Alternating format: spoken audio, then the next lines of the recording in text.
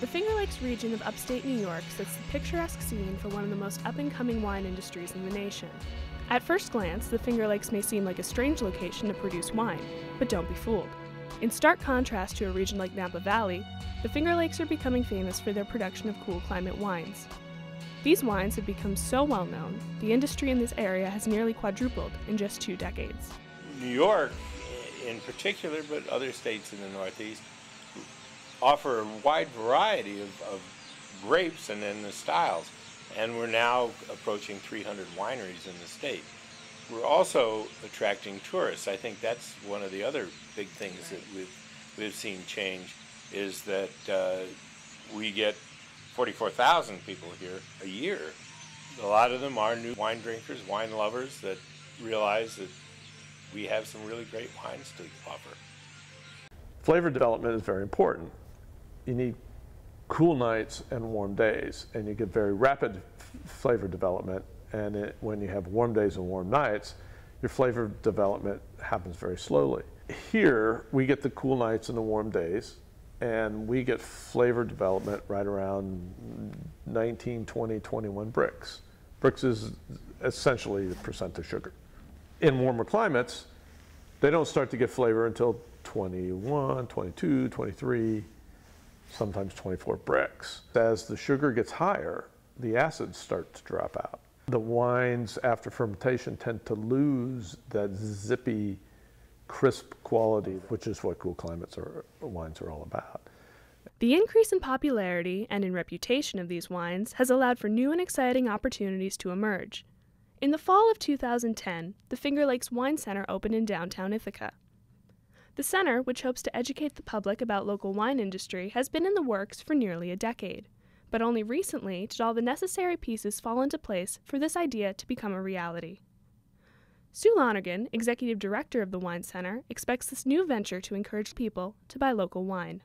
This is unlike anything, not only anything in Ithaca, but there's nothing like this in the region. There's nothing like this in the state. There's nothing like this in the Eastern Seaboard, where you're actually able to pull together to provide to the community, not only the local community, but the community at large of individuals who are interested in wines. And what we want to do is to be able to offer small offerings of the wines that we do make available for tasting. So individuals can taste, begin to grow their experience, take a bottle home with them, come back in and try a couple of other wines.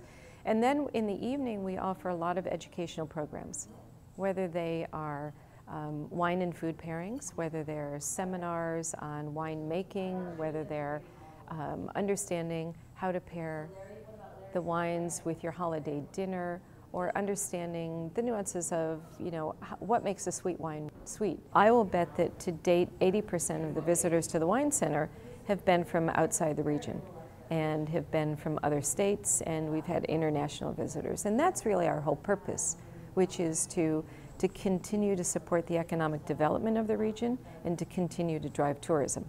And all of that directed toward the wine region.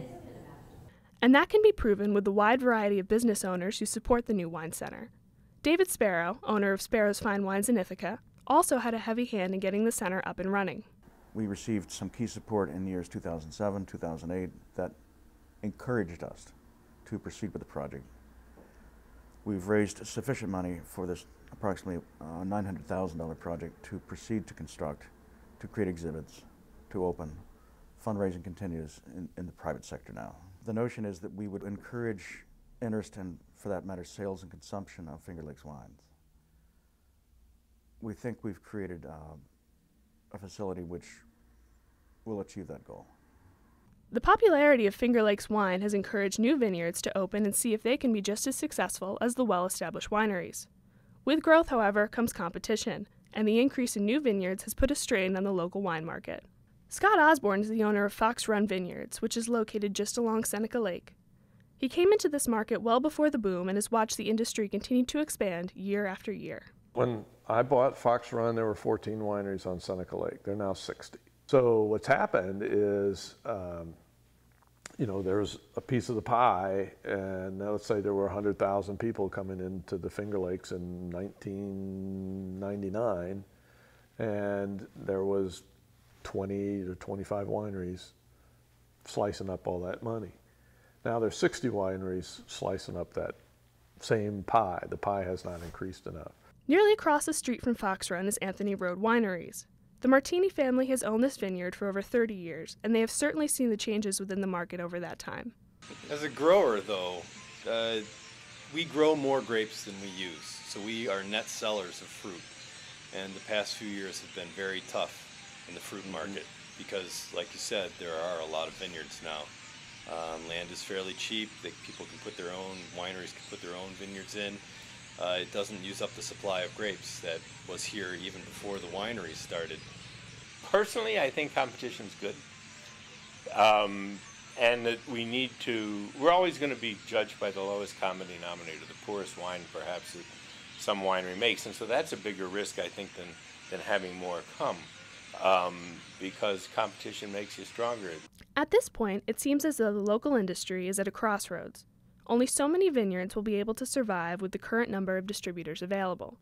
For many years, there has been discussion of allowing grocery stores to sell wine in New York State.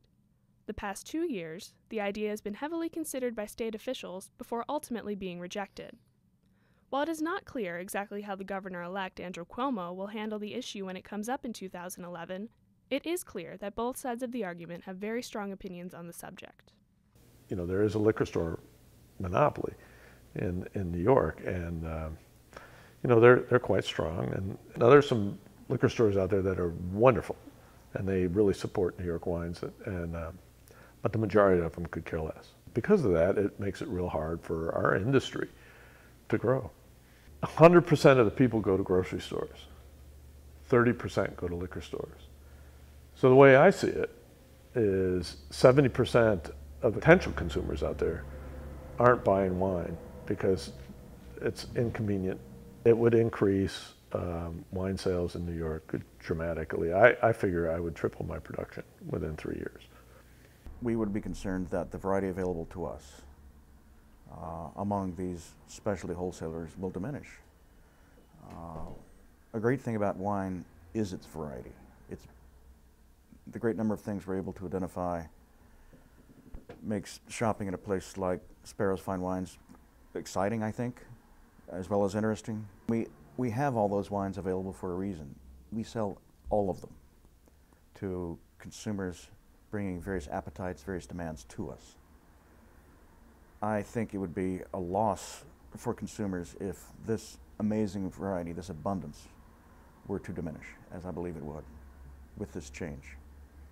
There hasn't been much study of the impacts of this proposed tenfold increase in the number of shops able to sell wines. No one thinking about this with care would believe that there'll be a corresponding growth in sales. With the New York State Wine Grape Grower Organization, we have been striving to get wine in food stores for the past 30 years, probably longer than that. I think it's important for a number of reasons. Philosophically, it's the American way. Open the markets, have free markets. For the consumer, choice is important, convenience is important. And to be able to go to a food store, pick up a steak and pick up a bottle of red wine at the same time is important. The issue for the existing retailers is that they perceive that they will lose business. I believe that if we can compete, we'll survive, and they can compete. They can offer better service, more information about the wines, and a lot of them do. They can offer a much more selective group of wines, and the grocery stores aren't going to fill their shelves with a lot of small wineries' wines. They'll put wines on their shelves that the consumer will take off. And if Anthony Road can produce some of those, then great. But a rising tide floats all boats.